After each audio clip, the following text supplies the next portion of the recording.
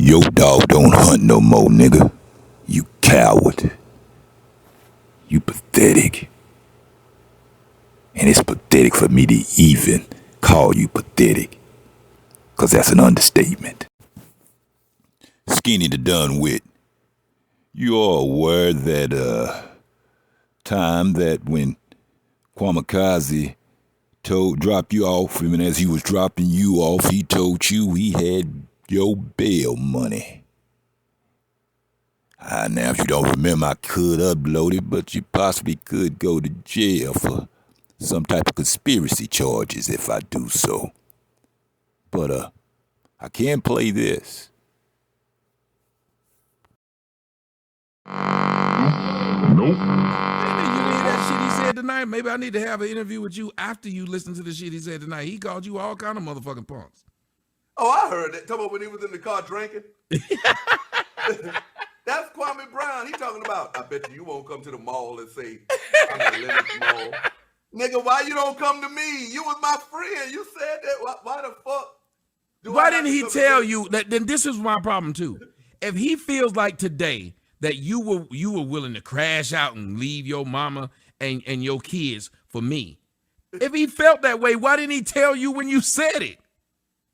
I'm willing to crash out and leave my wife and kids for him when I just did a regular commute because he told me to come down there. Yeah, but he said you was willing to crash out by fighting me, but he tried to throw it in my face. He turned around and told me I was a punk because I wouldn't go fight you. And I'm like, I don't remember scheduling no fucking fight. But he was saying... Okay, let me talk about this because he seen the videos. Okay, he seen the videos. It wasn't just you. You know what I'm saying? It was Choke No Joke was talking shit too. But it wasn't just you. But he just bringing that up now. He just bringing that shit up now. No, I feel you, but if he was a friend of yours, if he feels that way now, and all of Kwame's fans should look at it this way, that means he was willing to let you do it for him, as he said. Man, you know what that nigga said? That nigga said, man, go do what you gotta do. I'll bond you out. Wow. Told you that's fucked up. So he was willing to send you off. Right, like I was going down to Atlanta anyway. I got family in Atlanta. You know what I'm saying? Like my sister's in Atlanta. I got family in Atlanta, so like when I pulled, he was like, "Yo, pull up on me, man." I pulled up on him. You seen it? Everybody you wouldn't have. The only way you would have been able to pull up on him was he would have had to give you where he was. So for him to try to act like you just showed up for no reason. At the Four Seasons in Atlanta. You know it's valet parking, right? Mm-hmm. I met the valet. Me and the valet, you know, if you got money, the valet don't give a fuck. Kwame, he was like, yo, you here for Kwame Brown? He just walked down the street. Remember he was live walking down the street? He walked back up the street, seen me, and said, yo, you got them clippers with you? I was like, yeah. He told the valet, hey, go pull my truck up.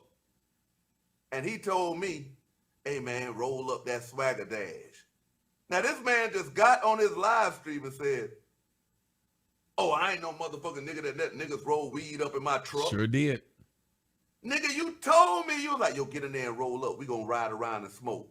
And you even made a video about it, Tommy, talking about these niggas in a fishbowl riding around the gay district of Atlanta smoking.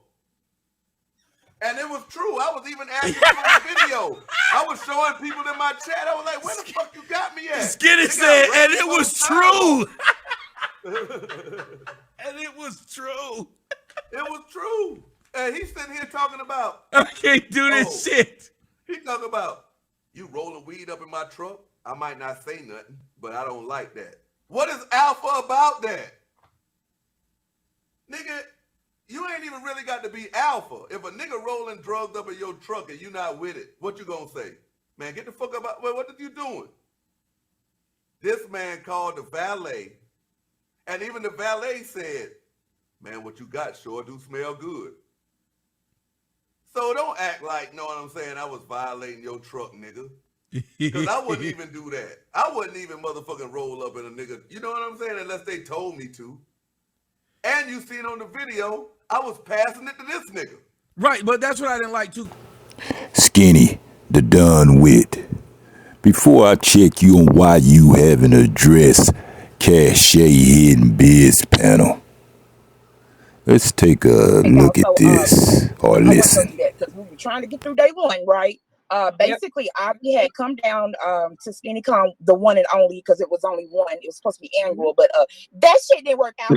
So last year she went to SkinnyCon, which was a flop, but out of the kindness of her heart, she actually provided decorations for the actual venue or whatever. But this was like a 2-night event where they came to people who a lot of people who came into town. And when I say a lot, I mean all three of them. It was 3 people who came into town. They went to the hookah bar with Hip Hop Grandpa. He was showing out like, he was getting excited about it or whatever. I thought it was more people that first night, the way he was like acting and going on. But come to find out, it was just 3 of them plus him. After the hookah lounge, they went to the club.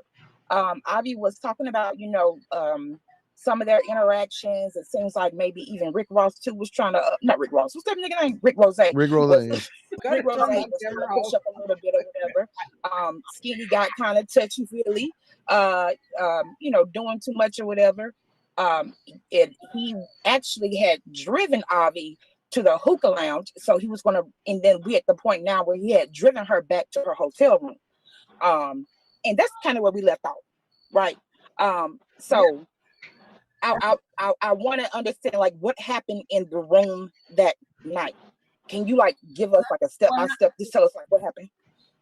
What happened in the room that night? Yeah, hey, Skinny, right? Hey, whatever. He's here in my room. Like, what the fuck? I'm like, okay, he need to cool it off. So drive home. Very key. He kept grabbing at my wrist. Grabbing. I knew what he wanted. Grabbing my waist. I don't gotta show Boy, you been waist, watching far too much WWE grabbing with all them and wrist grabbing. locks. I'm like, Skinny, I'm laughing this shit off. Yes, I did laugh it off because I'm this subscriber, supporter, and I'm like, I never in a million fucking years, I don't give a fuck if he ended up in my room or not. I don't give a fuck about that. In my brain, none of that was nowhere near anything, bro. Nowhere anything. If anything, it was trying to protect him. Like, you gotta, sleep it off so you could drive home. So I'm gonna need a nigga to stop saying something that's so way off kilter, especially about me. Like, y'all hear me, my loud ass mouth. Do you think a nigga could rape me and ain't no nothing? Nah, that nigga this. Skinny, just by the way your glasses be lap dancing on your nose, you look like a wrist grabber. Yeah, you a strong hand man, I'm guessing.